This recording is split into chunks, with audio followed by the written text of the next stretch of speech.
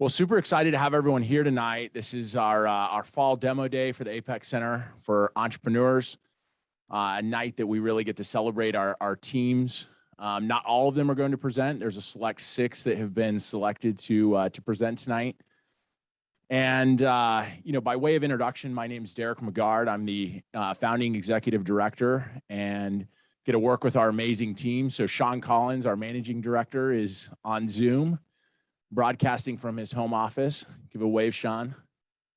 And then we also have Diane Childers, who is our director of operations, Teresa McCoy, who's our program coordinator, Izzy, our marketing coordinator, and Sarah, our administrative assistant, executive assistant. So really, really awesome team that we have here, and so many people that have put a lot of time and effort into making this happen. None more than our teams. And so, tonight when we think about our showcase and, highlighting these teams and the hours and hours that they're putting into their startups, it's been fascinating to have a place that we now call home in this new space, and to be able to see the students come in on a daily basis. I think Nauman and Emerson now have second bedrooms somewhere in here. I don't know where it's at, but they really have lived here, and it's been really fascinating to see them, make use of this space, and many other students. For those of you that don't know a lot about Apex, our mission is to inspire and empower students to turn their passion, purpose, and ideas into action. And so we do that in a variety of ways with our programs. We are the practice field for entrepreneurs. So a lot of you are learning about entrepreneurship in living learning communities or in the classroom. And then when it comes to practicing entrepreneurship, you get to come here and you get to practice it and work with our mentors, which we have a great group tonight that are joining us from all over the country that have been mentoring our teams. But we do believe that entrepreneurship is a verb. It's all about leaning in, having a bias for action, as I just mentioned. And, tonight, these student startups really embody this mission. We're excited to bring together the community of students, faculty, and alumni in support of Virginia Tech entrepreneurship. A couple shout outs that I'd like to make would be, Howard Haynes. Howard, give a little wave. Also have Robert Smith from the Calhoun Discovery Program here with us tonight with some of his students. And then we also have Lisa Garcia. I think Lisa's there in the back. And also have Kevin Carlson joining remotely tonight, who is a huge champion and just a great supporter of entrepreneurship here at Virginia Tech. And he's the Associate Dean in the Pamplin College of Business. Before we hear from our teams, I want to recognize our corporate sponsors. So huge thanks to 1901 Group, Accelerate, Silicon Valley Bank, Clowder, Willow Creek Partners, and Woods Rogers. Without these corporate sponsors, it'd be difficult for us to do a lot of the programs that we offer and a lot of the micro grants that we give to our startup teams. These corporate sponsors really make that possible, and we're incredibly grateful for them. Also joining us tonight via Zoom, I've recognized them briefly, but many of our advisory board members. We have our chair and vice chair, John Kinzer and Paul Lombardi. Paul's our lead entrepreneur in residence. And Adam Rossi, Rob Cummings, Jennifer Van Buskirk, and others. Again, Dan Lumberg's our local guy here in Blacksburg, so we're grateful to have him here in person. Wasn't going to make Jennifer travel from Dallas or make John travel or Nelson travel from Atlanta, but really great that they're able to join us virtually. So with that, want to hand the mic over to Shannon, who's going to do the introduction for our first team, and then she'll hand it over to Sean, and we'll kind of move from there. All right, I'll jump in real quick while Shannon's in transition. I'm Sean Collins, Managing Director of the Startup Hokies programs here at the Apex Center. Want to take a quick moment to recognize Paul Lombardi for his role as our lead entrepreneur in residence. He's really the glue that holds our mentorship program together. And he not only works one-on-one with our teams oftentimes, but also takes requests and sources them to our pool of alumni mentors, which at this point is 30 Hokie entrepreneurs and growing, which is really incredible. We're super fortunate to have 4 of those folks here with us tonight. I'd like to welcome Jennifer Van Buskirk, who's a Senior Vice President of Wireless Marketing at AT&T and former CEO of Cricket Wireless. So thanks for being here, Jennifer. Nelson Chu is a Managing Director of Kinetic Ventures based in Atlanta. Rob Cummings, who is Managing Director at Fall Forest Capital Partners and is based in Charlotte. And Adam Rossi, who's based in Northern Virginia and is a serial entrepreneur. All 5 of our panelists this evening have undergraduate degrees from Virginia Tech. I believe all College of Engineering, except for Rob, who's holding it down for Pamplin. So once again, we're super appreciative, not only for the time that this crew is putting in tonight, but to all of our mentors who make such an impact and form such lasting relationships with our students that really continue on well after their time on campus. And Shannon, if you could advance one slide, I'll do a quick overview on the teams here. So before we meet our first team, I wanted to mention a couple things about tonight's program.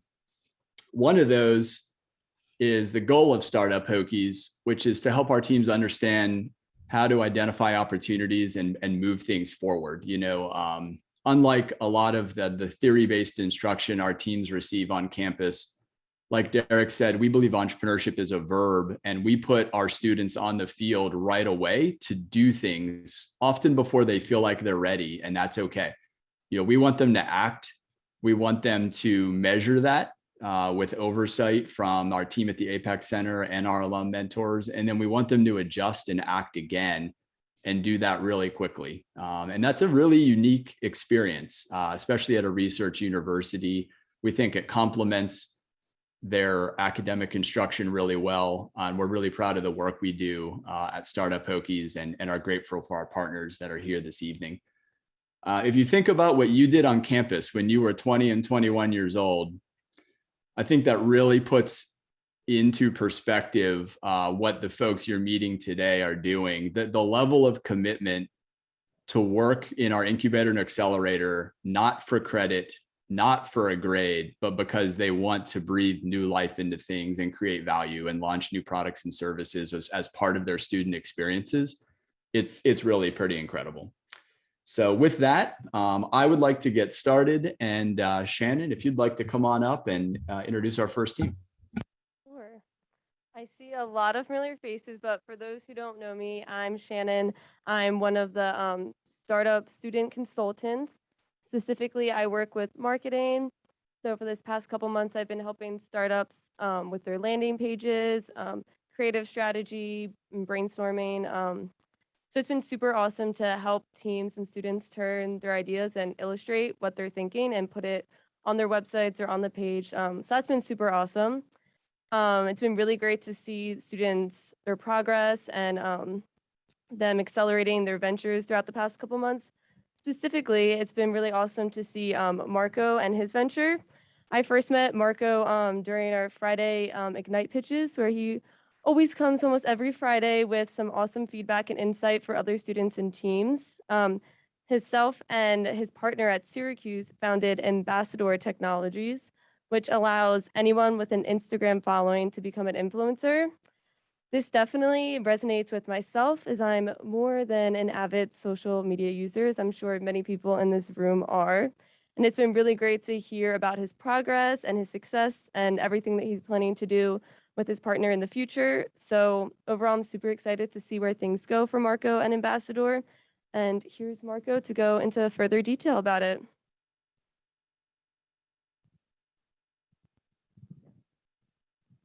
Hey there.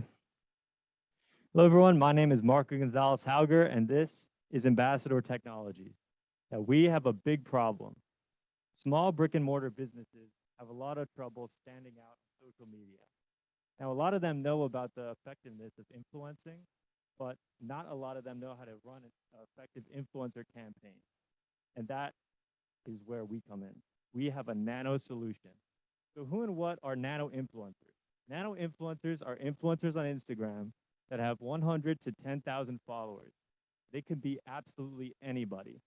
They have a super high engagement rate, 12 to 45%. And they're absolutely perfect for brick and mortar businesses who want to get influencing out there without breaking the bank. Now, this is the power of nano influencing. As you can see, the statistics are really crazy. ROI alone is 12x, which is unheard of in the industry. And compared to Facebook and large influencers, you can look specifically here at engagement rate.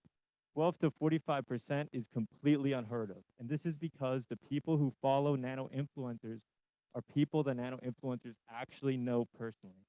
These are their friends, their family, their colleagues. Not only that, but these followers that follow a nano influencer, they're only in 1 to 2 locations. So you can get really specific with your audience targeting. What's so important is that nano influencers pitch to their friends, not their followers. And that is power. Now, let's back up. How do we start this venture? So Ambassador started when our co-founder, Bruno, he was at the T&H ad agency, and he was working for the Vermont State of Tourism. And he was tasked with finding influencers, and it was a complete disaster. He went hours and hours reaching out to influencers. He was negotiating with them, finding the price, but half the time he got ghosted. The other half, they would post, but it wasn't quite right. It wasn't verified. And he realized there's only 2 solutions here. Hire an agency or do it yourself. If you hire an agency, that's great if you could afford it. Most businesses absolutely cannot. It's out of the question for them. And that leaves do it yourself. And as Bruno discovered, it's completely hard and not worth it. There had to be a third option, one that had the ease of use of Facebook ads. You can get as specific as possible. But instead of pushing out content to people, you are using personal relationships to advertise. Think Facebook ads, but with people. Now that's what we did. We built this. We have a business app and an influencer app, and we automated the influencing market. Now, these aren't ideas of apps. These are done. And I could show them to you right now, which I will. Let's start off with the business app. So this is what a business sees. First, to make an offer to send out to influencers, all they have to do is write the instructions they want it to post. So for a Saranac, for instance, this is the instructions they wrote, and they got hashtag Saranac in the caption requirements, super easy. And once you're happy with your offer, you just set the influencing filters. So let's say you only want influencers from Blacksburg, Virginia. Super easy. You just plug it in here. Really, really easy.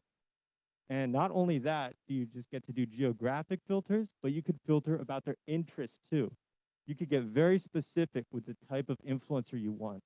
If you want a student, if you want a filmmaker, if you want a basketball star, whatever you want. And also college athletics, that's a huge up and coming thing. We're gonna be at the forefront of that as well. Now, once you're happy with all your influencing filters, you just click send to influencers. You put in as much money as you want. It could be $100, it could be $500, whatever you want. And it goes out to influencers, super easy. And after they post, you get live updates on exactly how many likes these posts have received. You're getting the same great quality as Facebook ads, the same metrics. But instead of pushing out content, you are making a personal relationship between a product and somebody influencing for it that they actually know, their friends. Never been done before. It's very exciting. So let's see what the influencer sees here. So it's even easier for them. They just have to scroll through all the offers out there. And this is the Saranac offer. If they like it, they just simply accept the offer. They post on Instagram, and in 2 days, they get their money. It's super, super easy, and anybody can become an influencer now, no matter if you have 100 followers or 10,000. These are the fantastic businesses in Syracuse that have worked with us so far. We're very, very lucky to have them, and we look forward to working with them in the future. We are now expanding to Virginia Tech this month, and if anybody here is interested in becoming a sales rep for us, please talk to me after. We're looking for talent every day. Please, it's gonna be great. We are gonna witness a huge shift in content ads to personal relationship advertising, and Ambassador Technologies is gonna be at the forefront of that, and I'm so excited to be a part of it. Thank you all. Any questions? All right, Marco, great job. Really interesting piece of technology. I love that it's live. In a moment, Jennifer Van Buskirk is going to lead off a couple pieces of the Q&A. One thing I do want to point out in case anyone missed it, Marco is being very modest, but this is a really cool team because Marco is on campus at Virginia Tech and his co-founder is on campus and working with the Entrepreneurship Center at Syracuse, which is another very well-regarded ranked center for entrepreneurship. So we love those blended teams. They launched live in Syracuse and now are bringing the platform to Blacksburg. And so with that, let me unmute Jennifer here and we'll get it underway. Thank you. There we go. I got it, Sean. Absolutely. Marco, what a cool idea. I'm so impressed, like finding this segment that's really hard to tap into or engage is a really cool, innovative space for you to lean into. I'm AT&T, so we have large advertisers, and even for us, this is a space that even big companies can't access. So I know you're targeting small companies, but it's even hard for big companies to figure out how to engage here. So you've definitely got an unmet need in the ecosystem, which is always a great place to start a business with an unmet need or solving a problem that exists. So you're 2 thumbs up on that one. It's very cool. I've got questions on tell me about how you build the ecosystem. So if I'm a business trying to invest, the yield that I'll get seems to be dependent on the size of the influencers on the platform. So how many people you sign up. Talk about the approach to build that community. As you know, advertising is all about scale. So what's your approach to getting scale on the supply side there? Well, yeah, we have a 2-sided marketplace, so it's very tricky, but we have a very solid path to market here, or the customer acquisition. So in each campus that was right here, we're going to be targeting Greek life and athletics. Athletics is very new because of the recent deregulation. And in each campus, we're going to have an account manager and a sales rep. And we're actually looking for sales reps here, as I said before. So really talk to me if you're interested in this. It's going to be really exciting. You could be at the forefront as well. So the sales rep onboards businesses. They go door to door, finding brick and mortar businesses who want to be involved. And then the account manager specializes in the recruitment of influencers. And there's even more nice strategies we're using. For example, a referral feature. You can get any business on and you receive a cut of what they spend on Ambassador forever, which is really awesome. You get $50 business credit when you sign up. You get paid story posts on college campuses to get the word out. We got a lot of nice tricks we're going to use, and we're going to see them in action soon here in Virginia. That's fantastic. I love it. You even had slides to answer my question. Very impressive. So well thought out. Really great idea. I think talk about how you do as a business, they want to be able to see what was posted. Do you have a way for the business to get validation of what the action was or the post that talked about their brand, and then talk about settlement for the financial aspect of this? Yeah, absolutely. So how we do it is after an influencer posts like here, this is a Saranac offer we're using. It gets first verified by someone who works at Ambassador. So they're called an Ambassador verifier, and they just approve posts as they come in. And then after 2 days, if the post is still up, they get paid. The business, we make sure that they follow the business's instructions exactly how it was meant to be followed. We don't allow these influencers to kind of cut the product out or kind of cheat the business. We completely make sure that doesn't happen. Does that answer your question? Yeah, I think so. I think that's great. I think even down the road, some kind of artificial intelligence or something can probably do that in an automated way, but that's not necessary to get going. There's other ways you can enhance going forward. It's awesome. Perfect. Thanks, Jennifer. Marco, we have one more for you. I'm going to introduce you to Adam Rossi, one of our panelists joining us from Northern Virginia. Adam, did you want to jump in? I do. So great job on the presentation. I'm a big believer in using social media influencers. I've seen some companies, including some Hokie alumni companies, that have had huge success with this.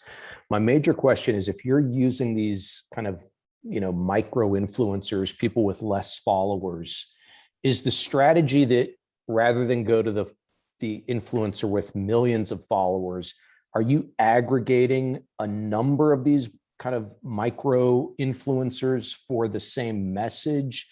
Are you coordinating them to get the message out on the same day? Is it phased? Could you speak to, the cost effectiveness of let's say if I've got 1,000 influencers with 10,000 followers versus a single influencer with 1 million? Yeah, great question. So to answer it, we have in the instructions page that the business can put in, they can really make any instructions they want, and we make sure it gets followed. So if they wanted to get as coordinated as they want, they can do that. And then as far as many nano influencers working together, you can send out one large offer with a large sum of money, let's say $1,000, and target it in a specific city so that you have a lot of nano influencers at the same time advertising one product in one city. You can get really creative with this. I'm really excited to see what people do, actually. And you can do whatever. It's gonna be great. All right, that's perfect. I think for the sake of time, we'll move on from there. Marco, we did have a couple alum that are very integrated, not only with the Apex Center, but with Virginia Tech Athletics that have offered to follow up with you about some of the opportunities with student athletes and local businesses. I know that's already on your radar, so we'll take that offline, but great job. All right, fantastic. Thank you very much, everybody. Ambassador. Great job. All right, next up, we have Jacqueline, who's going to introduce Team Blankly. Hi, everyone. First and foremost, Marco was a model speaker here. I just want to remind everyone when they're speaking up here that the microphone is nice and clear for the people that are online that can hear us. So for everyone that does not know me, my name is Jacqueline. I'm a student here at Virginia Tech, but I'm also a student consultant as well.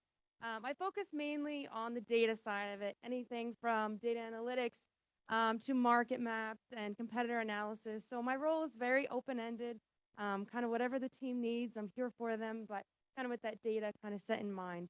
But I'm here to introduce to you to Blankly Finance. I've had the great pleasure of working with Emerson and Brandon. Brandon even flew in for this event tonight, which has been really great. Emerson, I always see him here. As Derek mentioned, Emerson lives here. He is the resident student here at Apex.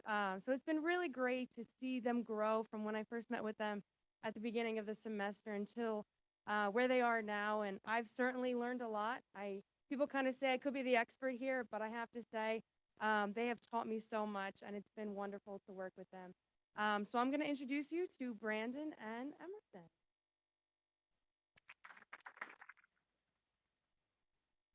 Hi, everyone. I'm Brandon, and this is my co-founder, Emerson. I just want to give a huge shout out to Adam Rossi as well. He was a really great mentor for us. He's been able to just help us through a lot of the struggles and problems that we have as a startup. But again, I'm just give a huge shout out to him now. And as also Sean, of course, for organizing all of this. So let's get right into it. All right, so what is Blankly? Well, we are a company that is helping bring quant trading or algorithmic trading to everyone. Now, with a show of hands, how many of you guys have heard of algorithmic trading?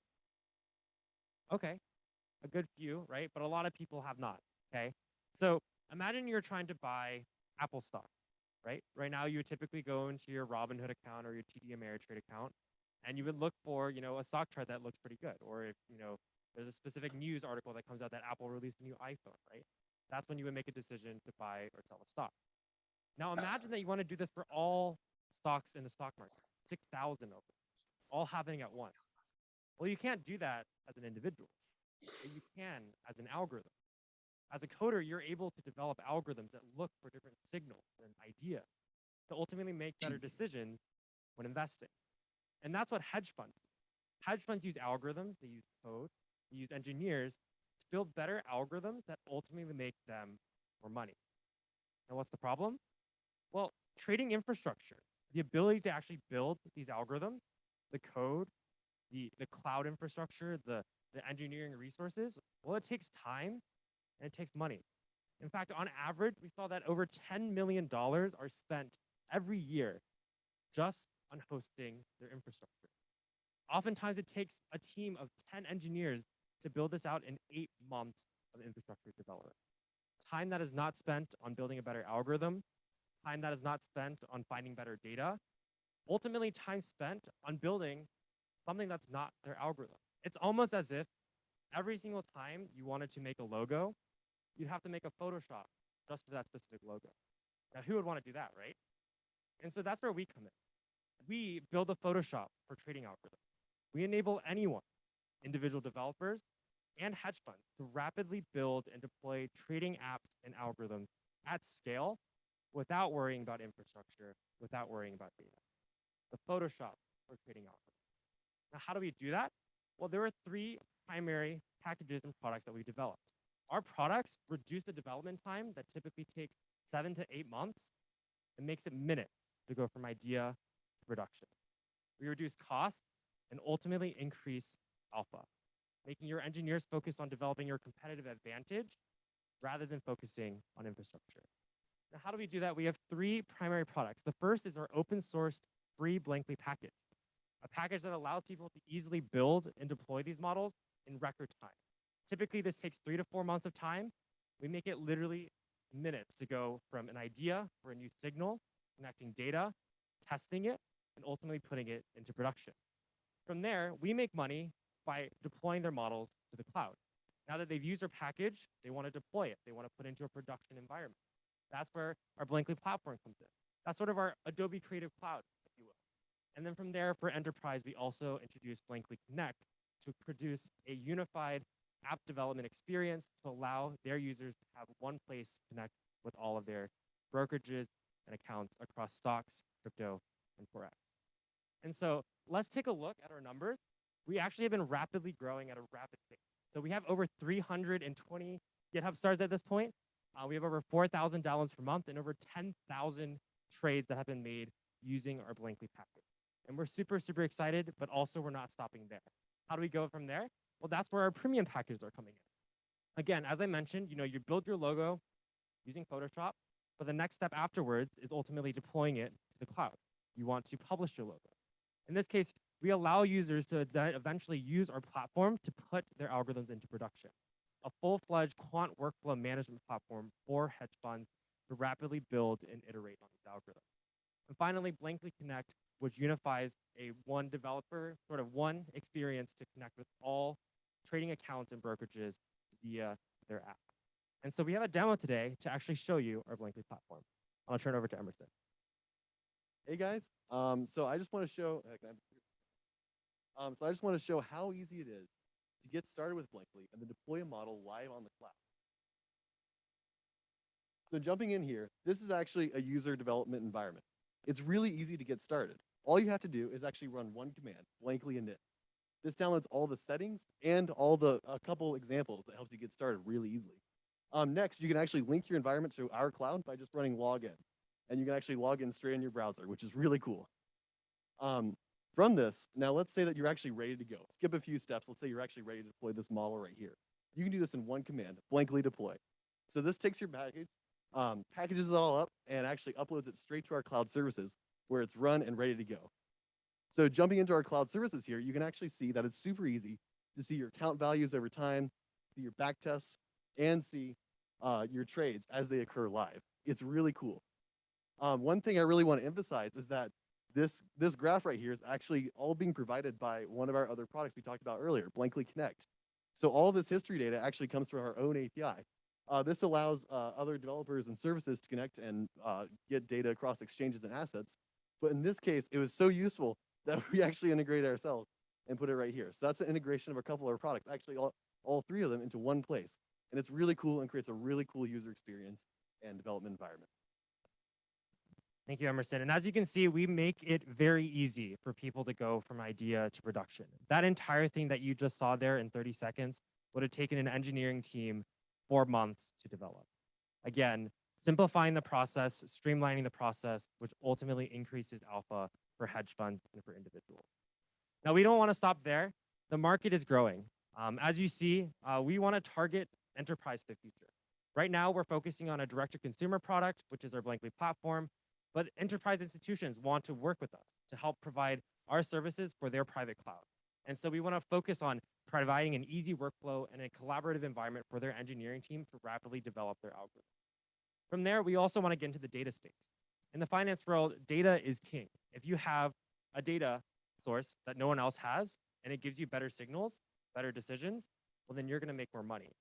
Now, how do we manage that data? How do we connect that to the proper data sources, to the proper algorithms, to your logo, to your platform? That's what we also help you out with. And finally, as crypto continues to grow, specifically DeFi, how do we empower the future of investing in crypto assets? How do we get institutional hedge funds that are focusing on stocks and foreign exchange right now into the crypto world? And that's what we want to focus on with Blankly. And so we're super excited. We have a team of 7 actively working really hard on building out our product. I'm the CEO, Emerson is our CTO, and we have a lot of different individuals across campuses. So we are a multi-campus company as well, and we're super excited to see where this goes. So thank you very, very much. Some other stuff that we're working on right now, what do we need help with?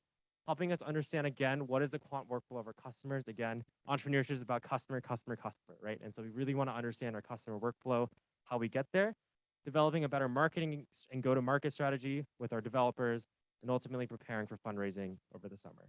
So thank you so much for your time. Again, thank you so much. All right, Brandon and Emerson, great job there. I'm going to let Adam Rossi tee off our Q&A. I know we have a lot of interest from folks on the panel. Adam, go ahead. Hey, gentlemen, just a reminder, we have an important call tomorrow at 2, right? So I want you to get some sleep tonight. Absolutely, absolutely. Okay, so you all are somewhat unique in that you already have a GitHub repo with a bunch of code and people are checking your code out every day. Could you just give us some of the feedback that you've received from folks who have checked you out so far? Yeah, it's been really fun. So we've received a lot of compliments. People love it. We have a whole bunch of people that are actually using it right now. We were a little bit worried, like when we first started out, that maybe it wouldn't catch on, but we've actually been really happy with the amount of traction we've gotten over the last couple of weeks. The other feedbacks are people, they like it so much, they want us to add more features. So we're really happy. There's not many bugs at all. And there's a whole bunch of people that just want us to add more brokerage integrations and better our backtesting engine and do all these things that just make their trading even better. So we love the traction we got, and we love how people just wanted to make it even better. Yeah, I'll add on to that, Adam. So we have a Discord community that has reached around 120 developers that are actively supporting our mission. We work with them, we talk with them on improving our product, improving our package. And so they're constantly asking for different additions and ideas. We have 327 GitHub stars. We have 37 forks at this point. Over 12 pull requests have been closed. What are pull requests? It's just essentially the community of developers that want to support your product. They come in and add in additional features. And so that's the beauty of open source, is that it's not just us, me and Emerson developing the product, but it's also the community that wants to see this happen.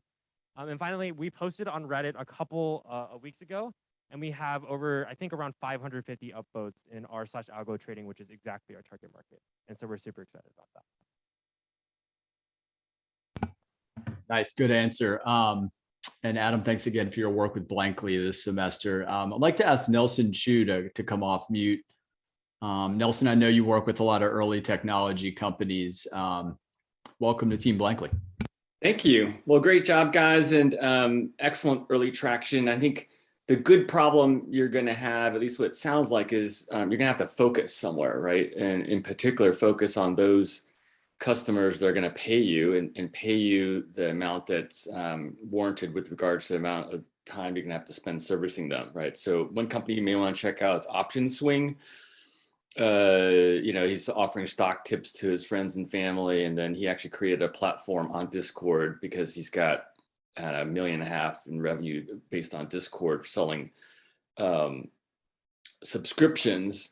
So think carefully about who your target customer is. Is it individuals? It feels like this is almost a little overkill for the traditional individual. It feels like, the small, the mid-size trading firms that don't have the wherewithal of a $5 billion hedge fund who probably has, computer scientists from MIT coding stuff for them, and they want to have, this level of granularity. It feels like the smaller firms who would love to deploy their algorithms more quickly. And the trend that you may want to glom onto is just this notion of low code, no code, right? For computer scientists, they'll hear about this. And I think it's a trend that is hitting a lot of traditional businesses, whether they're financial services or healthcare. They may not have 300 top-notch CS students from Virginia Tech and Georgia Tech and MIT. They may have kind of run-of-the-mill folks running operations. And so they're really into sort of the no code, low code notion of how do we deploy code better. So I think about that and then try to hone in as quickly as possible on the sort of mid-tier hedge funds that, again, don't have 100 to 200 hardcore engineers writing code for them, but probably more than just the average home trader, right? Where we can get by on nominal fees, and we're not going to pay a whole lot either. That's a great point, and I want to make a comment on that. So we did a lot of market analysis, so analyzing our TAM on both the B2B side and the B2C side.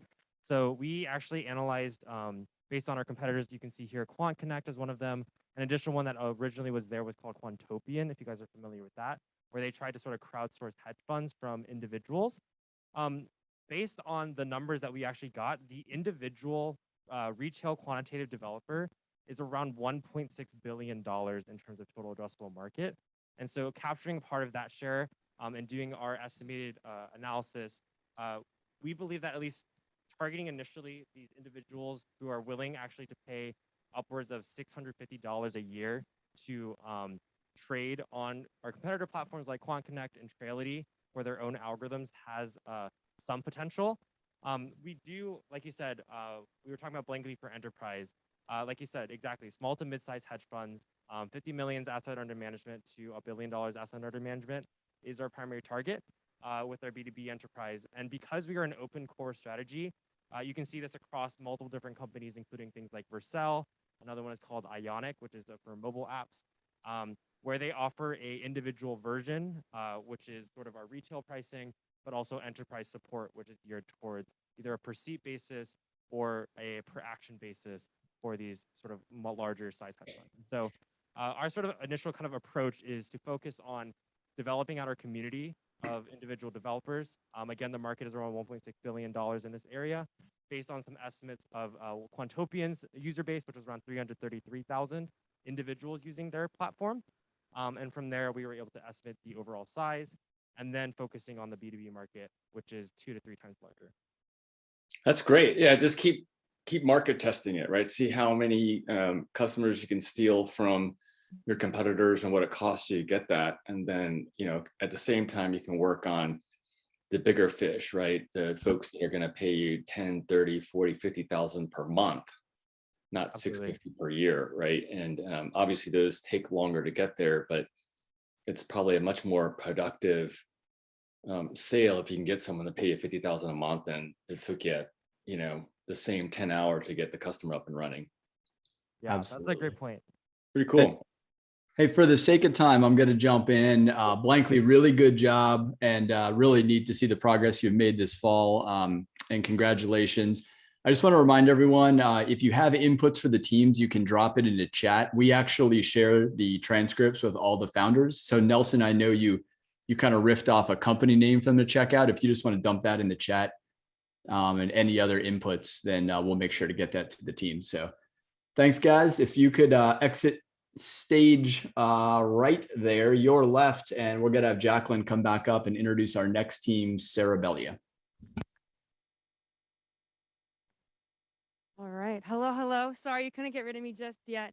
But before I welcome the next team, just kind of a quick perspective for everybody. I know some of you have been a part of Apex. I know I talked with Derek about this, but I just want to say this environment, this would not happen without the team of Apex and everybody coming out here. The motivating and positive environment. You can see Marco and Emerson and Brandon so far, just so passionate about what they do. And it's so great that we can share that here. So now with Cerebellia, with Adrian, I have not had the pleasure of working with Adrian one-on-one yet, but soon, hopefully that we will meet together.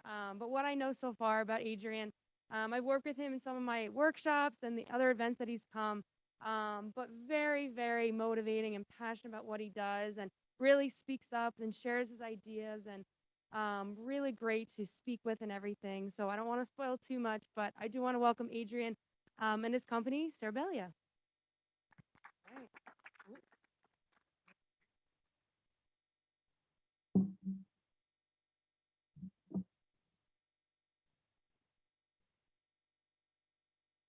Hey everyone, I'm Aydin Gökçe, and I'm here representing a brand new venture known as Cerebellia, which is the world's first Parkinson's disease progression tracker. The team consists of myself and my partner, Andreas Ink, who's a student at the University of North Florida. So what is Parkinson's disease? It's one of the most common neurological diseases in the world, affecting 10 million people worldwide. It can cause symptoms ranging from tremors to cognitive impairment to speech impairment. So we joined online support groups all over the internet, and we asked, what is it that frustrates you or stresses you out the most about Parkinson's disease? And we received a ton of responses with the overall theme of Parkinson's disease is unpredictable. People don't know what's going to happen next. Like one day they might be perfectly fine, and then the next day they might be in debilitating pain. So why is there so much confusion surrounding Parkinson's disease? Well, for one thing, the assessment for Parkinson's disease is largely empirical and is based to a great extent on a neurologist's opinion after observing the patient's tremors and listening to their speech and a couple of other factors. Many patients have remarked that due to the empirical nature of the test, they received inconsistent assessments across different neurologists. Secondly, people with Parkinson's disease often have very different sets of symptoms to such an extent that it's almost like completely separate neurological diseases for people who have greatly differing symptoms. This makes it almost impossible to know right off the bat which treatments or which prescriptions are going to be productive and which ones are going to be a waste of time and money. Lastly, there are many unknown factors such as how diet and exercises contribute to the progression of symptoms of Parkinson's disease. Many patients, over time, they find that something like swimming or daily biking might improve their symptoms a lot, but ultimately it's like a treasure hunt for them to go out and find what it is that helps them the most. So our approach to getting rid of this confusion consists of a physical device and a mobile app. Patients will use the device to perform an assessment that takes no longer than 5 minutes, and it can be done in the comfort of their own home. It consists of some simple hand movements and foot movements while wearing gloves and socks that are embedded with sensors, and the patient will be asked to describe a picture. I have here a prototype of my tremor symptom severity quantifier. So just to give you an idea of what an assessment might look like. If I can get it on.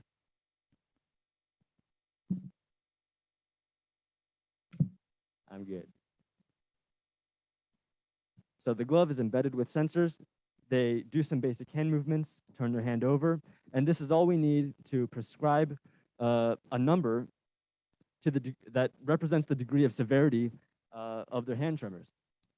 So this enables us to quantify their symptoms and upload it to the mobile app, which the patients can use to view their progress over time, see how different factors affect their progression and by exactly what margin, and leverage powerful artificial intelligence to provide next steps which have a high probability of helping the patients. So specifically, what problems do we solve and how do we solve them? How am I doing? So Parkinson's disease symptoms can vary pretty drastically on a daily or even an hourly basis. Our product completely solves this problem by enabling patients to view their progress as a simple line over any time period they choose, starting from their first assessment. What do I need to do to improve? We leverage cutting-edge AI algorithms to identify different patients with the same set of symptoms, identify which factors help those people which our patient hasn't yet tried, and automatically recommend that to our patient or to the doctor if it's a prescription treatment. And is my treatment working? We observe many patients remark that they start on a new treatment, they don't know if it's helping them or hurting them or by exactly how much. Maybe they've been doing it for a couple months. Our product solves this problem by leveraging machine learning algorithms to identify which factors contribute to their progress, and we can quantify that into a percentage. So what does the market look like for such a product? Is it even viable?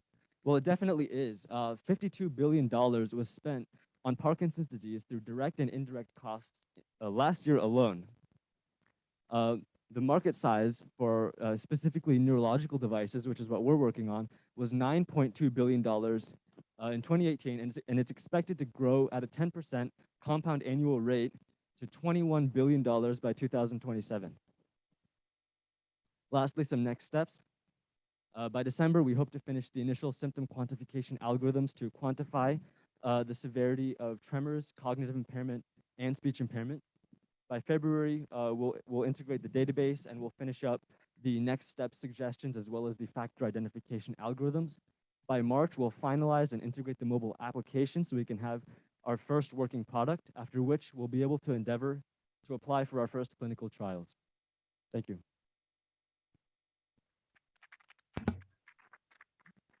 All right, Aiden, good job. Hey, do me a favor, stay by the podium. We have 65 people on Zoom and yes, perfect. We can see you right there. Great.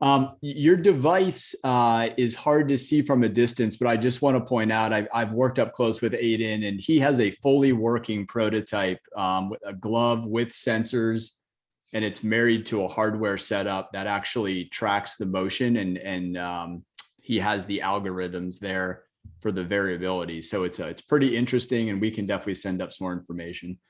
I want to turn it over real quick to Paul Lombardi, our entrepreneur in residence, to lead off the Q&A. Paul, you want to jump off mute? Sure, thank you.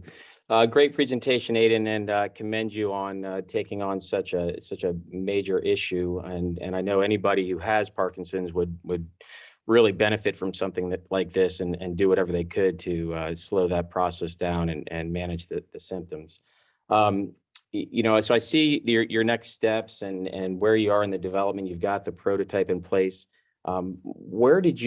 Curious on a couple fronts. One, what's your test market where you're gathering the information, and how broad is that?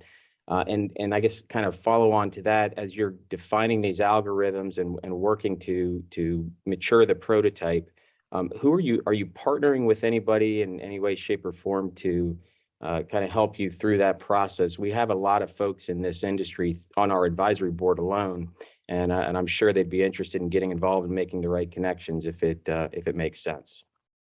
Yeah, absolutely. So for the data we're working with open source data sets for tremors, cognitive impairment, and speech impairment. And as for partnerships, I'm actually working with professors with Johns Hopkins University and University of Illinois to further develop this product. That's actually how it started. It was as an internship where we were working on something similar, something with a little bit of overlap. And I realized that if I made something like this, I could help a lot more people. Does that answer your question? Yeah, it does. You know, I'm just curious, and in looking at that timeline, if there's ways to accelerate that or making sure you're hitting those milestones. You know, I'm just curious what you would need, what your team would need if you had, you know, additional team members, or if it was funding or access to a certain set of data or groups or whatever that may be. I'm just trying to narrow that down to see if there's anybody on this call or that we could reach out to give you a hand and help with. Right. So there's two main things that would help us the most. So the first one is having additional team members. Having other people who can do like natural language processing, machine learning really would help us to accelerate the algorithms, because currently it's just me and another friend of mine who are technically experienced enough to develop this. The second thing that would help the most would definitely be data. So one of the big challenges that we face is that collecting data for Parkinson's disease is pretty difficult and expensive. So the data sets we find online tend to be pretty small, which makes it not straightforward to sort of aggregate them. So you either have to find a way to aggregate them or find a way to just work with a small amount of data. So definitely data and new team members would help the most. Okay, great. Thank you. Thank you. All right, great job on that. I'd like to ask Rob Cummings from Charlotte to jump in here. This will be our last question for Aiden this evening. Aiden, great presentation. Just a question for you. Is there a personal connection here with Parkinson's? What made you really research this area and develop the prototype? So I've been working with, as I said, like on an internship related to this for a while. And my team member has a lot of family members that had Parkinson's, so we were friends. And we were both really motivated to sort of tackle this and try to like help as many people as we could, because we knew that Parkinson's disease, like it's really stressful for a lot of people, just because of due to the amount of like uncertainty and unpredictability that surrounds everything. One thing I would reiterate that Paul said is, and we can help you with this, is to form an advisory board of individuals that have experience with wearables and with within the industry.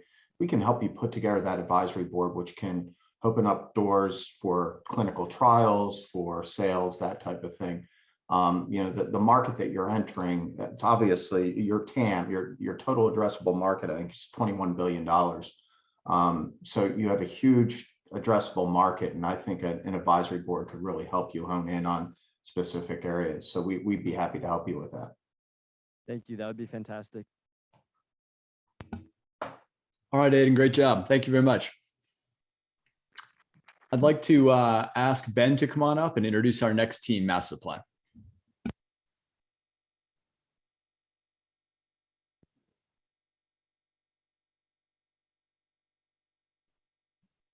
All right. Hello, everyone. My name is Ben, and I'm a startup Hokies consultant, as well as a student here at Virginia Tech. So my role mainly over the semester has been dealing with marketing, specifically things like branding, copywriting, and deriving benefits from features in products and services. So I'm here tonight to introduce MassApply. I was first introduced to MassApply earlier this fall when Naman came to me to ask a little bit for help on finding the right wording for his target market. So MassApply is doing some really cool things. They are helping people break into the tech industry through internships and getting connected to recruiters. So go ahead and give it up for MassApply.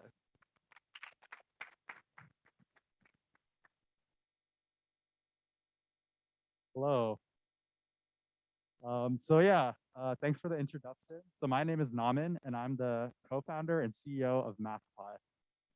So MassApply is a job searching automation tool that makes it a lot easier for people to land 10 times more interviews in their job hunt, specifically in the tech industry.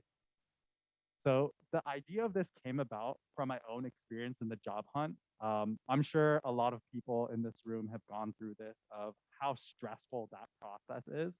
And I encountered this myself, and it became alarmingly clear how big of a problem this is and how many inefficiencies there were when COVID hit. And a lot of my peers and friends lost their full-time job offers and internships as a result of the pandemic, with a bunch of rescinded offers. And everyone was on the job hunt at the same time. So that prompted me to build MassApply to particularly list a bunch of companies that were actively hiring during the pandemic. And that's how we got our first 5,000 users in our first 2 months. And so since then, we've evolved into a cold emailing tool to really solve that problem of how can we help people land more interviews. And moving forward, we're also launching a referrals feature, which we're super excited about. So the problem we're trying to solve here is that I'm sure we've experienced this, where students, our go-to place for searching for a job is submitting online job applications. And we all know that this doesn't work out super well. They're generally, like LinkedIn and Indeed are generally like a black hole where you toss your resume into the void almost to like never hear back. And so there are a lot of companies in the recruiting space, but they all focus on the making it easier for companies to hire. And the job seeker side is pretty much all neglected until MassApply. And this affects a lot of people, with 2 million people graduating from technical degrees and 15 million white-collar job seekers on the job hunt every year, which we hope to support in our long-term vision. So that's where MassApply comes in. We're building automation tools to help you land 10 times more interviews. And so currently for our product features, so we have a job hunting CRM that helps you track and manage your applications. And then our flagship feature is our one-click cold emailing tool. So the way that works is we've aggregated a bunch of jobs, and for those jobs, we've done the work of finding the dedicated hiring managers and recruiters for those positions and embedded them into our system so that for any job, job seekers on our platform can send a personalized email to the recruiter in charge very easily because we integrate directly with Gmail. And this saves you 20 hours because I went through the cold emailing process myself in my own job hunt. It took several hours, but it ended up getting me my dream internship at Reddit. And that's why I built it into a tool. I built that into MassApply. And hopefully with a feature like this, it makes it a lot easier for people. So the way this works is you log in through Gmail, set up your cold emailing template once with your relevant work experience and your relevant accomplishments to the positions you want to apply to. And for any of our 2,000 jobs that we support at a lot of these elite Silicon Valley companies, you can, with a single click, it prompts a personalized cold email that you can make any final edits on and hit send cold email. And this comes directly from your Gmail account and lands directly into the recruiter's inbox, which often converts into an interview if they like your profile and like your background enough. So in terms of our progress, we have 12,500 total registered users, and we've actually helped 190 people land interviews and 50 people land job and internship offers. And what's interesting is also we have a large audience on LinkedIn of 27,000 followers. So we haven't had to spend anything on customer acquisition, which makes it very promising that we can grow pretty fast. And in terms of what we've worked on over this cohort is we fixed a lot of issues with our retention where people were coming onto our platform, applying to a few jobs and then kind of leaving. So we increased our weekly active users from 100 to 300.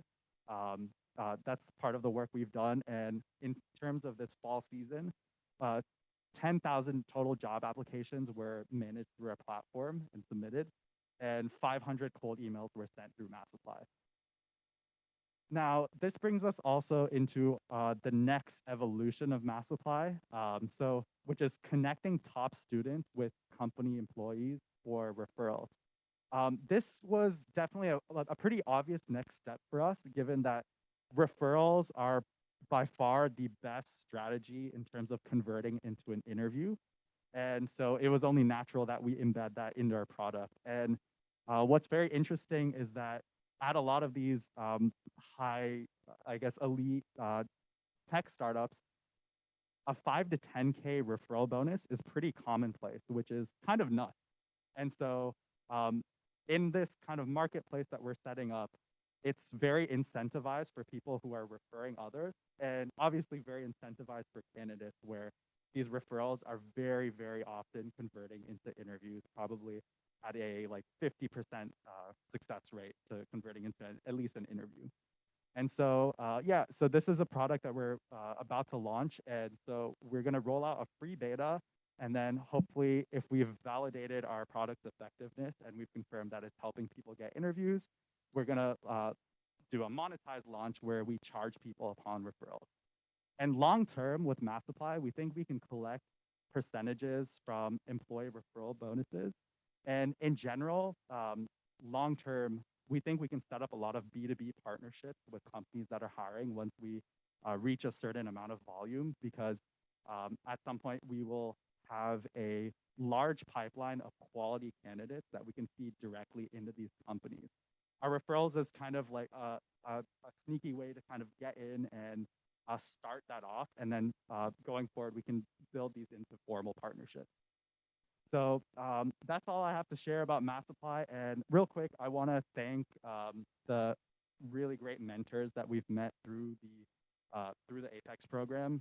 So specifically, I think in the past, we've connected a lot with Kim Shanahan, who has helped us understand the recruiting space, especially from the company side, whereas we, I guess, understood the problem from the job seeker side. So that's been super helpful.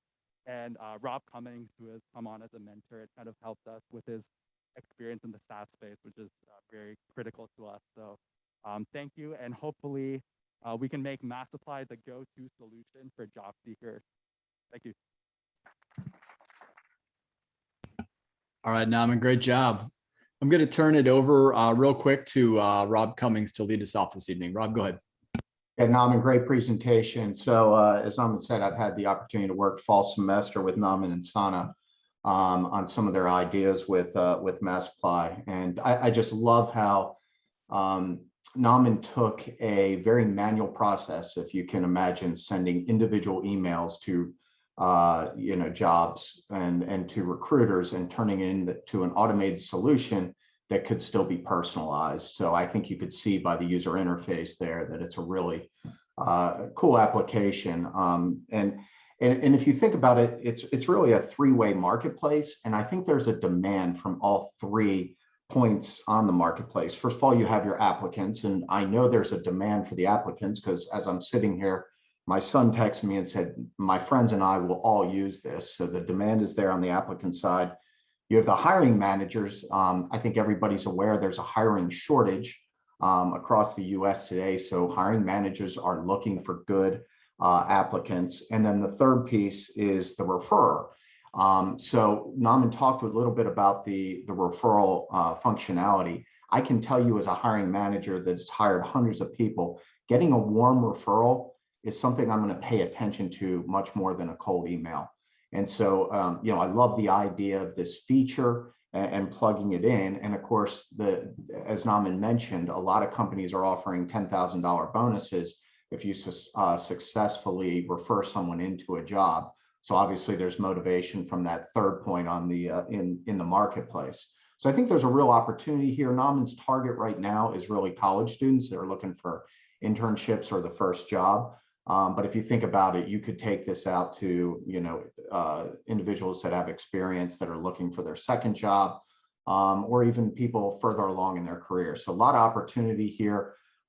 Similar with Ambassador, I think it's really going to be focusing in on your core market and the core functionalities where you can drive monetization. So I'll just leave it at that and open it up to some of the other panelists. Naman, did you have a specific areas where people might be able to continue for you guys to move forward? I think the spring semester is a particularly critical one where you're going to have to choose between going on MassApply full-time or suffering through a 6-figure job offer as a brand new undergrad at a tech company. I know you were at Reddit last summer, and that market right now is just crazy. So any or thoughts on how other people can help you with this forward? Yeah, so first of all, for any students, if you're going to be on the job hunt, definitely use MassApply and refer MassApply to your friends. In terms of formulating the business, I think so definitely guidance is something that we're looking for. I think right at this moment, I think we're about to launch our MassApply referrals. And I think once we do that, we'll learn kind of what the gaps are. But I think a lot of our work will be, and I guess what will really help us grow fast and I think make this a very viable business is that B2B partnerships lane. And so if anyone kind of knows how we can get in touch with companies that are willing to partner with us to, I guess, use our pipeline of really quality candidates to feed into their companies. And yeah. Perfect. Thanks, Naman. Great job. I think for us to stay on track with timing, we're going to cap it there. But if you want to follow up with Naman, please drop that in chat. Or a reminder for everyone in person, you all are going to be treated to PK's food and networking immediately following the event. So please find these founders and make those connections after our next 2 teams. So thank you very much. I'd like to invite Shannon back up to introduce the next team.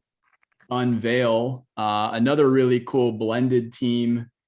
We have one founder here at Virginia Tech and another at Wake. So Shannon, you got it. So I'm back for the last time tonight. I'm here to introduce Will, who him and his partner have founded the venture Unveil, which is a data management service that gives users the visibility and control over where their personal data is being stored on the internet. I've had the pleasure of working with Will and Campbell this semester to update, modernize, and streamline their website and landing page which by the way, Will looks fantastic. So I'm really excited to see where Unveil and Will and Campbell take it over the next semester and couple months, and I think it's going to be really exciting. So without further ado, here's Will to go into more detail about Unveil. Thank you, Shannon. Quickly, I really just do want to shout out Shannon, Ben, Jack, and our consultants. They've really been invaluable, and we would not be where we are right now without them. So, yeah, I'm Will Wright. I'm one of the co-founders of Unveil, an online platform designed to give social media users a greater degree of visibility and control over what's being done with their own personal information online. So to start out, I'd like you to just raise your hand if you have a Facebook or an Instagram account. Yeah, a lot of people. So you might find this interesting. In 2019, over 15.4 billion personal records were leaked online as a result of data breaches from companies. In 2020, we saw this number increase by 140%. Now, obviously, these are massive numbers. It's a big problem. But why is this a problem for you personally? Well, here's the thing. When you're a social media user, you give those companies access to a ton of your information, maybe even more than you know that they're collecting. They want to make money off that. So they're selling this information to as many companies as they can. And when that many companies in the thousands have your information, you're bound to have a problem come around at some point. In some cases, it could be identity fraud. This happened to me personally. Someone can hack into your accounts, start spending your money. And, it's something I wouldn't wish on anybody. With that amount of hassle that it takes to get things back to normal and the financial harm it can cause you, it's terrible. And more commonly, you just get inundated with all these robocalls and spam emails, and you don't know where they're coming from, but a lot of the time, it's coming from this. So where do we come in? Right now, we offer our users free personalized data reporting to tell them from either Instagram or Facebook what companies have purchased your information, what info do they have on you, and what other sites are they tracking you to anyway. We also run a blog where we tell you what you can do about it. What are the terms that you're agreeing to when you sign up for these sites, and why should you even care in the first place? So, our product doesn't really lend itself well to a demo video, and I don't have the time to show you our whole process. But what I can show you is this. Here is the information for just an average user of our site. As you can see, we were able to find that over 4,700 companies have purchased their information. They've been tracked over 730 other sites by Facebook, and they have information, not just your email address or your phone number, but things like your anniversary date or your home address that makes you wonder, why do they have this collected in the first place? So let's say you saw this and you got concerned. Then you might go to our blog. Here's one of our more popular articles about what you can do to stop Facebook from what they're doing. This is just a free article that tells you step by step how you can not only stop their tracking in the future, but get rid of the data that they've already collected on you and are actively distributing. So all of this sounds great, but this is a business, and everything I've talked about so far is free. So how are we handling monetization? Well, right now, we have affiliate partnerships with companies like ExpressVPN, NordVPN, Virtual Shield, and whether that be a sidebar ad or putting an affiliate link in our blog post, that's how we're handling that. Moving forward, we want something more concrete. And while we haven't had anything specific yet, here are the things that we've researched the most. First of all, we want more in-depth reporting. What I showed you is just the surface of what you can find out about yourself in the public domain. We found through, different APIs and tools, there's a ton we can tell people to give you a better idea of just how secure your data is. We've also talked about the angle of personal consulting. Some people aren't as technologically savvy, and it often turns out those are the people being targeted the most. So, a customized experience where we can personally tell you what to do and how we can help. We've also talked about a freemium model of putting out free monthly reports, and then, maybe for $2 or $3, we give you the option to click a button, and our software will automatically, optimize your account settings for you. So the market, I'm going to skip just for the sake of time, but it's very promising. So where have we been? Where are we going? So we launched in the second quarter of 2021 with our MVP. And, honestly, we're very proud of how slow we've been at that. And I know that sounds weird, but right now we know that when we're handling people's data, it's incredibly important to make sure we're doing everything right instead of trying to cut corners, put out, features that we haven't tested thoroughly to try to break even. Right now, we're automating. We're improving our website. We're trying to reduce the amount of work that it takes for a user to get their report generated. Right now, it still requires you to go to Facebook and upload a JSON file from there to our site. So we're working on ironing that out, polishing our MVP, and most importantly, we're getting feedback from users that is going to determine the direction this company goes in the future. And that kind of takes us into Q1 of 2022, which is all about expansion. Like I said in the monetization slide, we're talking more informative reports. We want expanded offerings for our users, and we want a concrete monetization model that can scale with us as we grow. So here's a little bit about the traction we've had so far. We've reached over 20,000 users with our organic marketing over various social media platforms. We have users from 66 different countries. We have over 120 active users, which sounds small, but the shape of our service and our site at the time when a lot of these people signed up, we're very impressed that they were this passionate about taking control. In addition to that, the survey we sent out randomly to over 300 people, 98% of them responded that they would be interested in using our service when we developed it. So all of that sounds great. And, obviously dreaming is free. Development, unfortunately, is not. So here's what we're asking. Right now, we need investment for development costs, server space, advertising. There's a lot of things that we need to build out to do this right. And on top of that, we need expertise. We need to talk to people. If you have development experience, if you have industry connections, with somewhere like Facebook or Instagram, we would love to talk to you. On top of that, we just love to talk to people who use this free service and just let us ask you, how does this information make you feel? What do you want to do knowing how much of this is out there? Because that's what's really going to help us drive this business forward. Just briefly to end here, obviously I'm William Wright. I'm a junior here at Virginia Tech. I study finance, computer science. I kind of work on the back end of things when it comes to development. I work with the developers we talk to, more back end logistics. Campbell Bloomfield, my co-founder, is a senior at Wake Forest. He's more of the front end facing, whether that be management, ideation, marketing, or sales. So I think we have a lot of great strengths and we play off each other very well. So I think there's a lot we can do. I'm very excited. And that's it from me. All right, Will, great job. One of the things I want to point out is, we really coach our teams to approach new concepts in a very low fidelity kind of way. So we're actually really proud of Will and Campbell and their work with their initial product release, resisting the temptation to code a solution right away and doing everything manually to really understand what needs to be done and what the customer prefers. So congratulations on your progress. It's been neat to see where you are from over the summer up until now. And I'd like to bring Paul Lombardi in to add a little bit of context. Paul. Great, thanks, Sean. Will, thanks for the presentation. Great presentation. Good to see you again. I had a couple questions. One around your conversion into active users. You showed 20,000 folks you've engaged, and 120 are now active. I'm curious if you're getting any feedback on things or limitations or hurdles or reasons why folks aren't coming on board, because this is I agree, this is a major issue. If you've ever had your identity stolen, it is not fun. I've had it done twice to me, and it is an absolute nightmare getting back on the right plane. So something like this, and where everybody's on social media and you can do anything you can to secure data, I think that would be an imperative. And I'm just curious what the feedback you're getting, if any, on why people aren't signing up. The second question I'll get to is, you mentioned automation. And when I think about automation, that's probably one of the areas that will make it a little bit easier to get get that conversion rate up.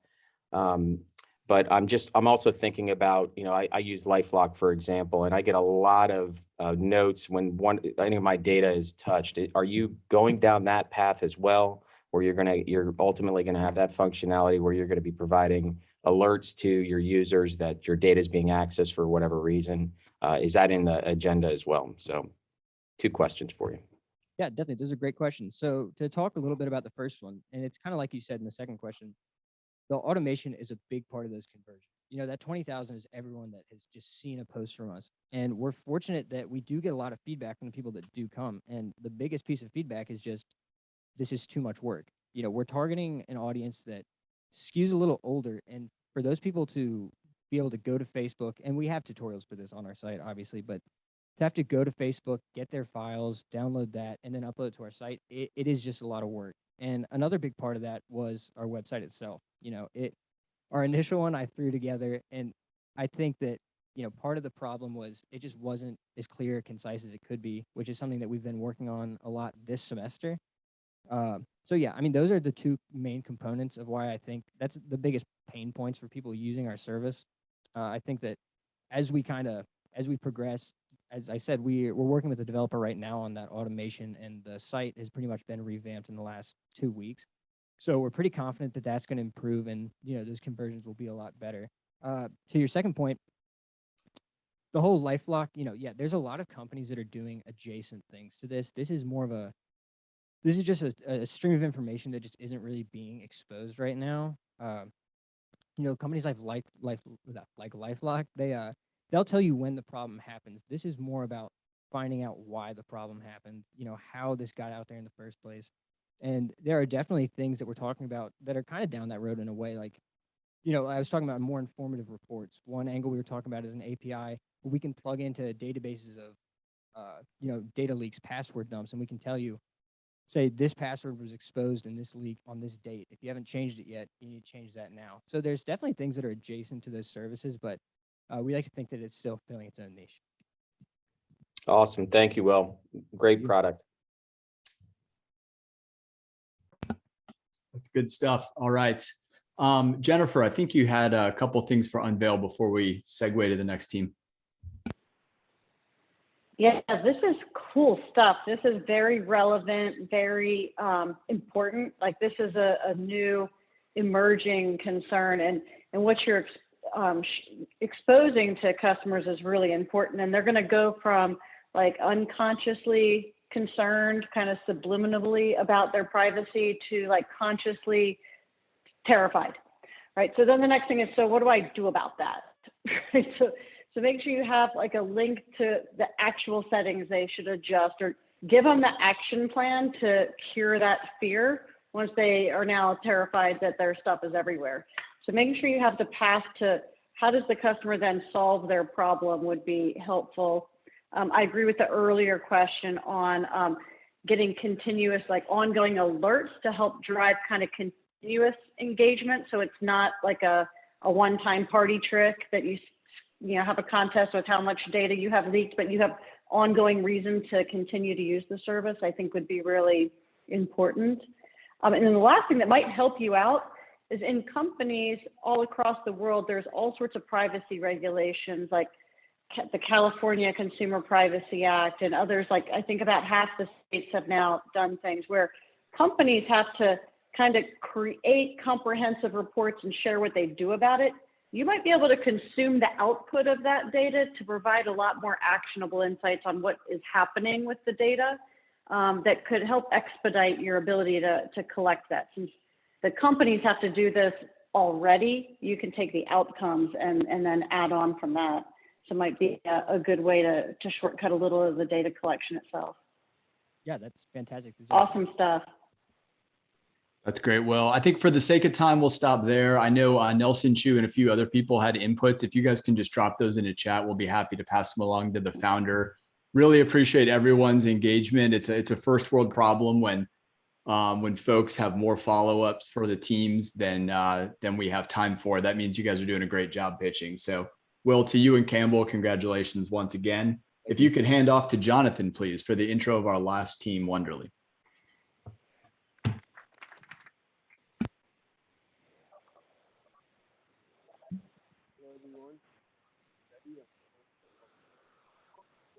Jonathan, you got to hold that right up against your mask. Yep, thanks. Hello, I'm Jonathan Cabetti. I'm one of the consultants here at Startup Hokies.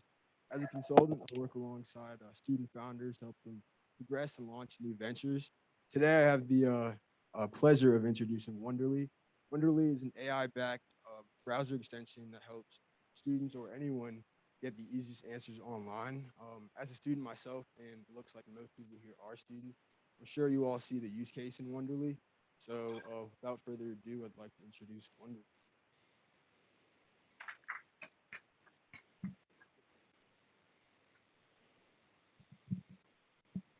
Hi everyone, I'm Sai. I'm in the AI. So currently we're in the AI space working on a conversational search engine.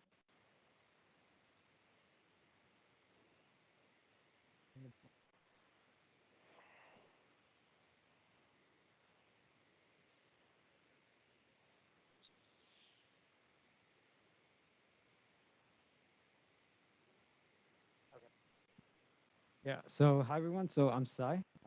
We're in the AI space working on a conversational search engine.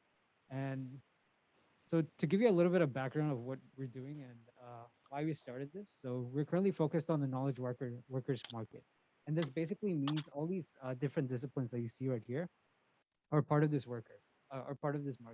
So academics, engineers, researchers, analysts, and developers, and many more. And the big problem they're having is they spend a lot of their time on web browsers. And lots of times they have hundreds of tabs open and just trying to search for information. But the problem right now is they can't find information fast enough.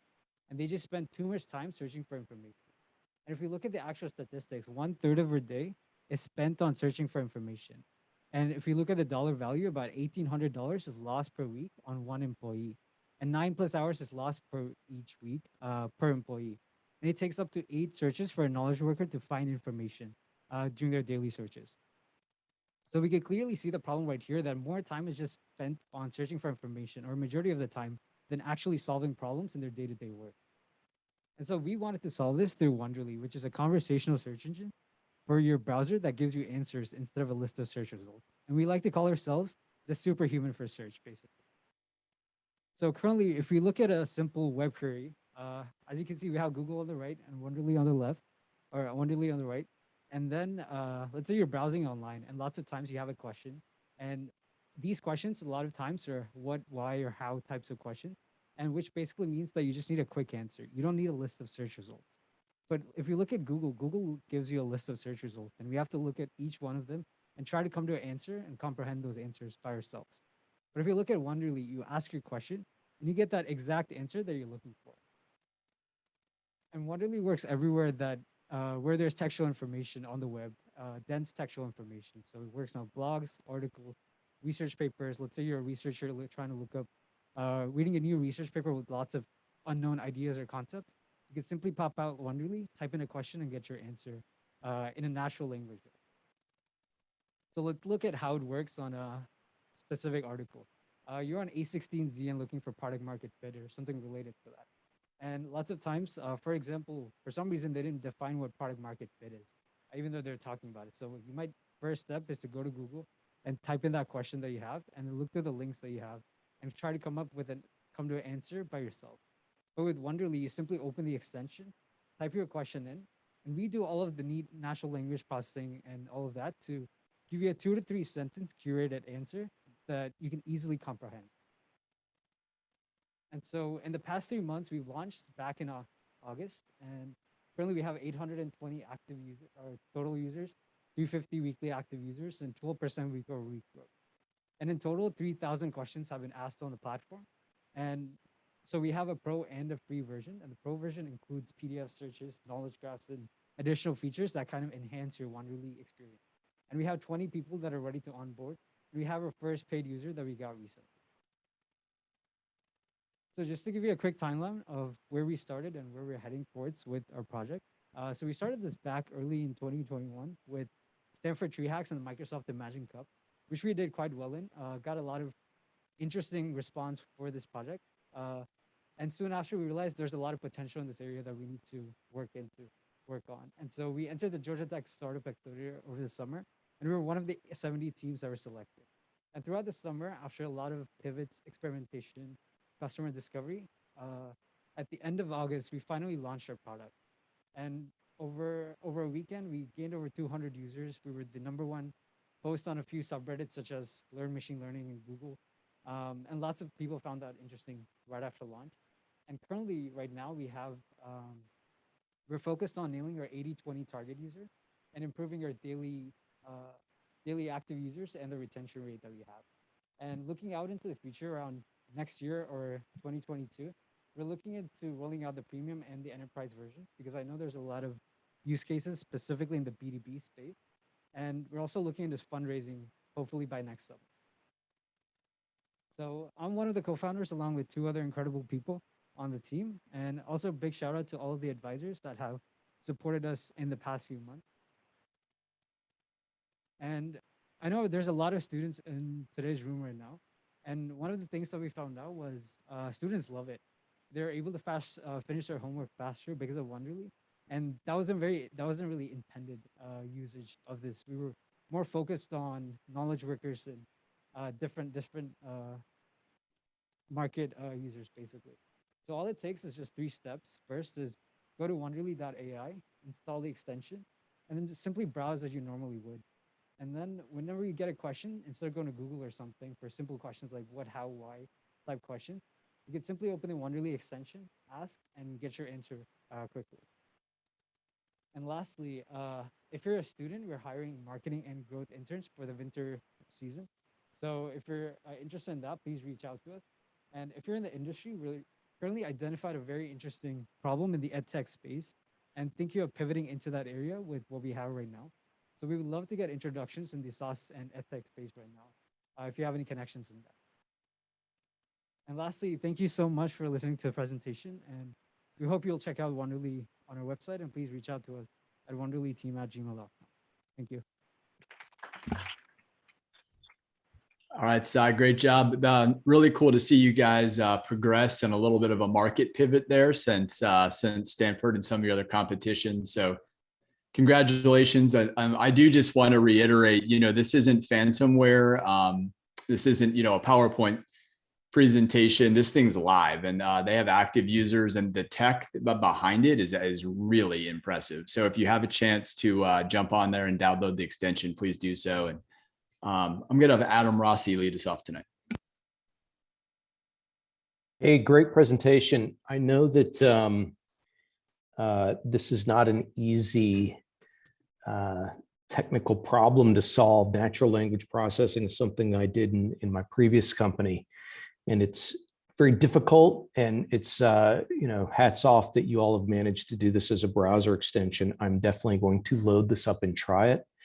I do feel that I often want kind of a short explanation of a term, especially when I'm reading on a Kindle. There'll be like a library definition of something, but not really much beyond that. Are there other areas beyond kind of a browser extension where you've identified possible kind of product tie-ins for this type of kind of natural language technology? Thanks for the comment, Adam. I really appreciate it. To answer your question, I think what makes Wonderly really special is that it fits right in the user's workflow. All it takes is just a simple shortcut, Command E, to open it up and fire your questions on wherever web page you are. So that's the neat part, which is you don't have to go to some other application. You don't have to open another lab or another tab or another app or log into some service. Simply open the Chrome extension, it's right there with you. So we were thinking a lot about trying to fit this into other apps and maybe shifting it into mobile focus, but we thought we would ruin that core essence of what really makes Wonderly special, which is it fits right in the user's workflow and helps you speed up your productivity and work that you're doing. But if you have any thoughts on how we could put this into other perspectives instead of a browser extension, we'd love to hear more.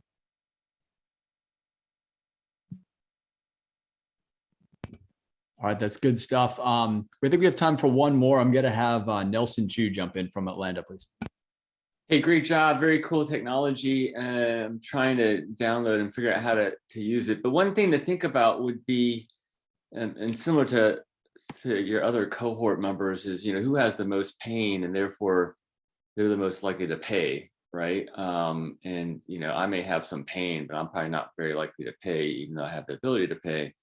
But there are professional researchers out there, right? We were looking at a company called Global Wonks, and they allow an enterprise, say IBM, that's doing some research to leverage an international group of professional researchers to do a task. Like, they may ask a question like, what's the market size for, I don't know, Bluetooth keyboards in South America?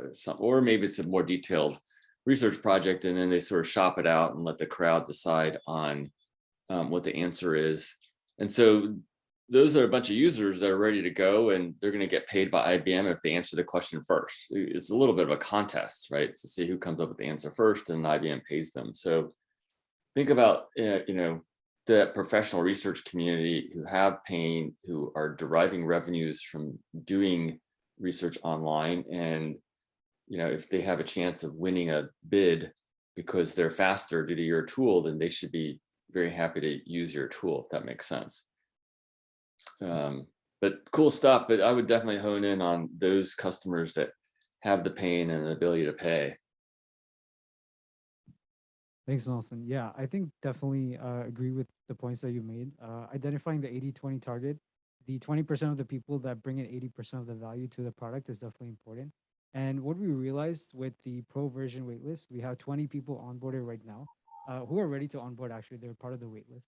And most of these are financial analysts or people that continuously have to read long documents or anything that has to do with long documents and trying to find information from them. So we're There doing you customer go. discovery in that space right now. And, Yeah, that makes sense.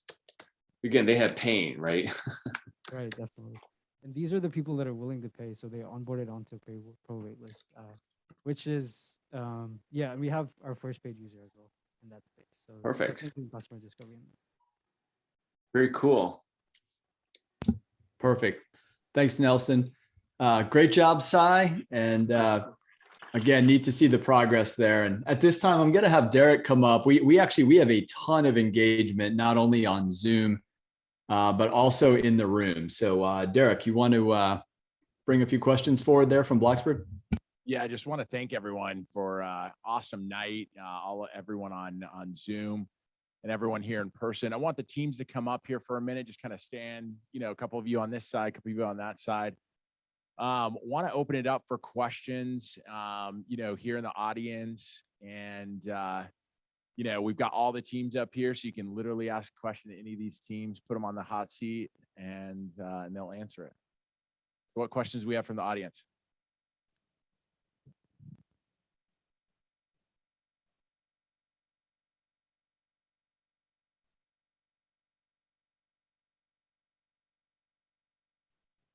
Okay, question from the audience was, does Ambassador have any fear of retention with their customers? So I'm going to go ahead and let you. Yeah, it's actually really important that you bring that up. So that's a huge thing with influencers. If you post like every hour, you're clearly not going to have the same value. So that's why we track average likes. And we factor that in when calculating the cost per post for an influencer. So all that data, it's all integrated. So people really get what they pay for. Thank you. Great question. Yeah, another question?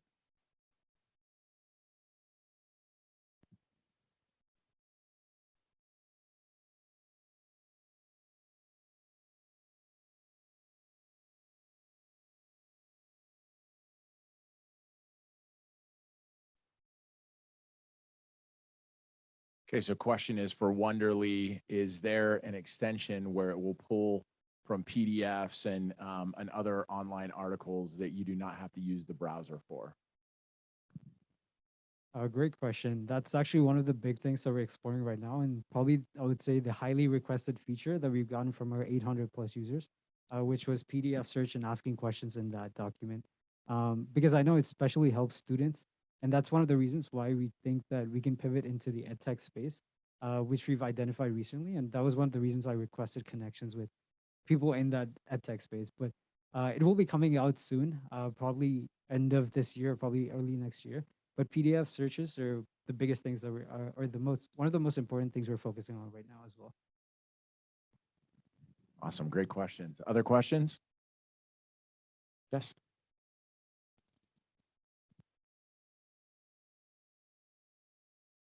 Yeah.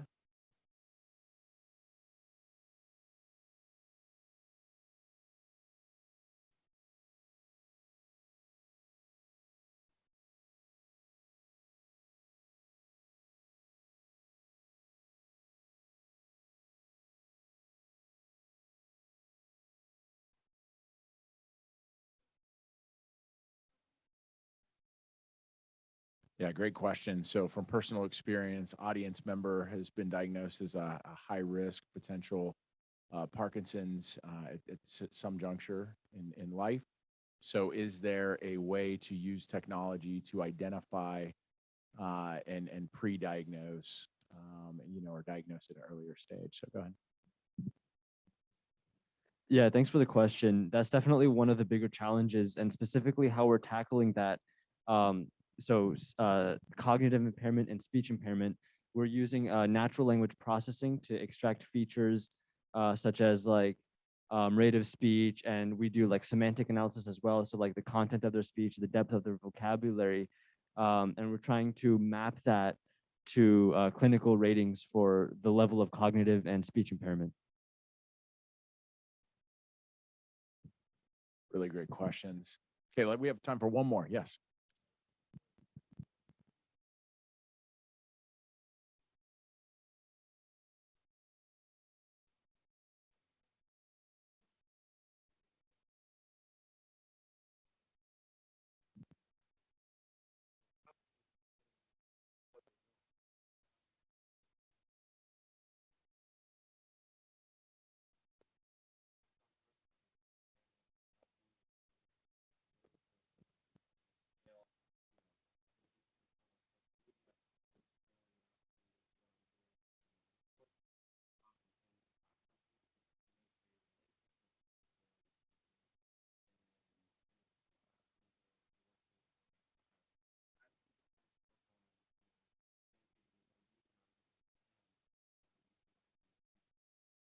Okay, questions around kind of the two-sided marketplace. How do influencers build a relationship with Ambassador and with the companies that that they are influencing? Yeah, it's a great question. So essentially, it's if you want an influencer to have a longer term relationship and have multiple posts over maybe a year, is that kind of your question? Yeah, that's a very interesting you bring that up because I was talking about it the other day, and we want to make a feature so it's very easy to reach out to influencers that you've already worked with in the past, and you can actually open up dialogue with them. If, for example, you did 2 posts over a certain amount of time, you should be able to talk to them and have a more personal relationship. But we don't want to start off with that because we're about automation first and foremost. Great stuff. Let's give a huge round of applause to our 6 teams that presented tonight.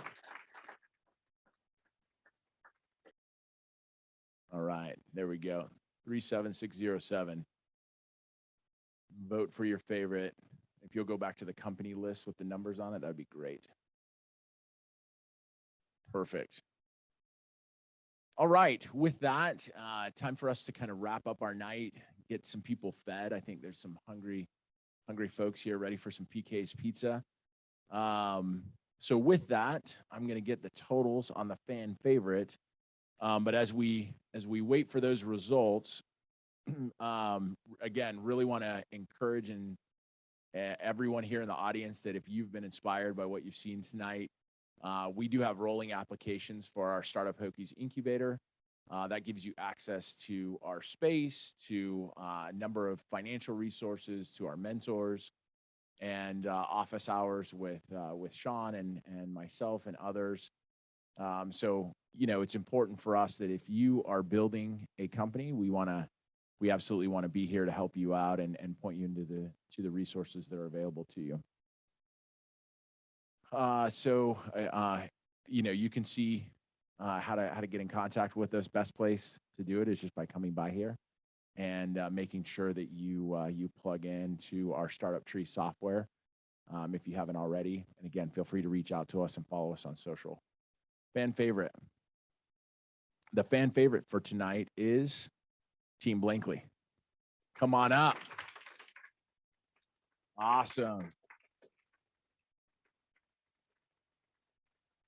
So Emerson and Brandon, I think you all have some folks online, but give you just a quick second to say a few words on what you guys are going to use this funding for and what you guys hope comes next. Awesome. Thank you so much, guys. Very, very excited. Very, very thankful for this opportunity just to be here. I flew in. I was going to fly in last night, but then it got delayed. And then thankfully things worked out. So I was able to actually fly in this morning, stay in Blacksburg for a bit. I was actually born here, but then left, but now I'm back. So, but again, thank you so much again for this opportunity. We're going to use the $500 to really just go towards infrastructure costs. There's a lot of stuff with infrastructure, but we also have a team of 7 and we want to be able to compensate them, whether that's just, paying for their services and developer fees, but also, expanding our product as we continue to take on some more subscriptions and tech like that. Yeah, thank you for this award. This is awesome. Google Cloud startup credits only go so far, so we really need something to run our cloud services, and this will really help us out. So thank you so much for doing this, and thank you for an awesome event. Fantastic. Hey, so Brandon mentioned that he was born here. So I used to work really closely with his father before his father moved to University of Iowa, and so it's pretty cool to see Brandon back back here, and his dad's incredibly entrepreneurial, and so it's really great to see that trend in the family. For all the teams that need it, you guys are all eligible after participating tonight for $5,000 worth of AWS credits. So you might have to migrate from Google to AWS, but as one of our partners, that is available to you. So please see myself, and I can give you approval for those $5,000 in AWS credits. Thanks to our team for a wonderful night. Thanks to our ambassadors and student consultants, done a fantastic job. Sean, thanks for running the show via Zoom, and to our amazing alums who are just incredible mentors, and for everything they do for Apex. Go Hokies, and everyone stay tuned, because next week there's going to be some pretty awesome news coming out of Apex, and it'll be a big reason for us to celebrate. So stay tuned for more information on that. Go Hokies. Go Hokies. Thanks, everybody.